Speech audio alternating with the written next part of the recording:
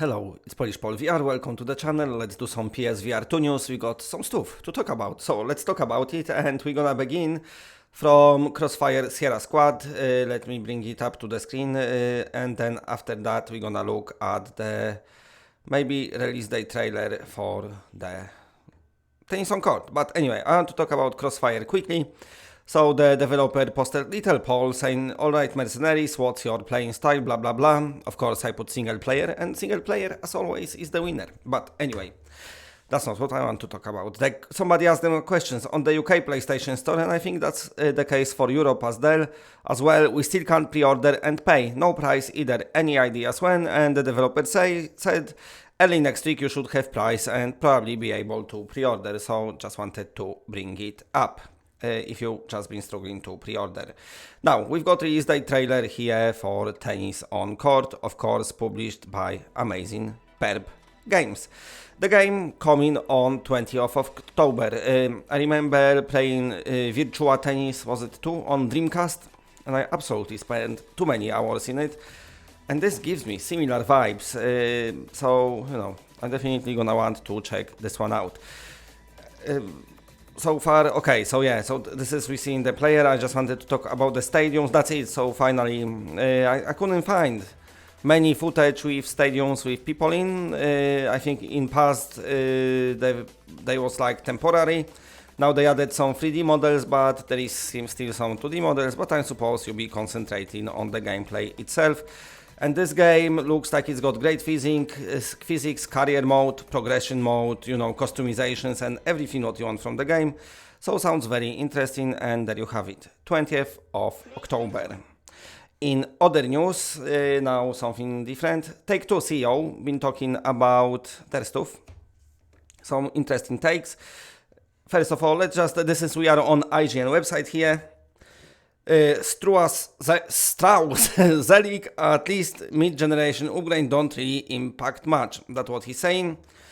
Speaking to IGN ahead of the release of Take-Two Q1 earnings, which was huge by the way, he said that the need for a mid-generation console upgrade all depends on what mid-generation upgrade would look like. Generally speaking, the mid-generation upgrade haven't really changed much, he said, later repeating that such upgrades aren't that meaningful, and he confirmed that they don't change the way he thinks about making games or selling games from a publisher's perspective. This is me answering the poll. I love the polls today, because my name, maybe it's Paul, I don't know. But yeah, I would definitely buy Pro straight away. So yeah, it doesn't change the development style, because most of the time it's just higher resolution on PSVR 2, I would take it. We're gonna talk about their earnings as well, so it's not surprising that Zelnik feels this way, especially this generation. Historically, mid-gen upgrades like PS4 Pro and I loved my PS4 Pro, it was super awesome, were largely focused on graphical and storage improvements, both of which are nice for customers, but don't actually make a huge splash in terms of how developers make games. And in this generation, the market is dealing with a slowed adoption of new console due to now concluded chip shortage. Yes, Sony saying loads of consoles now. Microsoft, I don't know, they're not doing so great. And relatively strong support from previous generation. Now, we also spoke to Zelnik about rumors of Switch, blah blah blah. And anyway, as well, in Take-Two earnings, we learned that Grand Theft Auto 5 has once again sold 5 million copies. This is mental, because this game sold 185 million units. It's been 10 years nearly since its release, which is even crazier, but 185 million. I remember first day I played GTA 5. I've got it for Christmas from my wife, and I had to go to work in the morning. So I got up early just to open it. I just managed to play through the sequence when they like robbing the bank, but it was awesome. I couldn't wait to finish work. But yeah, anyway, Red Dead sold 55 million, that's crazy as well, and NBA sold 13. Now, in total, the company posted bookings for quarter of $1.2 billion, which is 20% increase, and is preparing to release 3 immersive core games. Now, this year. Now, I think one of them going to be VR. We see. With an even bigger release year on the horizon for fiscal year 2025, that has many folks, including us, wondering if it's GTA 6. So there you have it. Very interesting article from IGN. So yeah, I think one of the 3 games, there is something VR related because of course the studio that did VR case files, they already said that they're working on another AAA game from Rockstar in VR. Okay, and the other day I didn't report it on it because why? There was a video, this one, claiming that this is PlayStation 5 Slim. And one of the developers apparently had it. It might be just 3D print. It's an outer case anyway, and it's not slim. But anyway, this article here, we are on Forbes. A leaked PS5 Slim is not actually a PS5 Slim.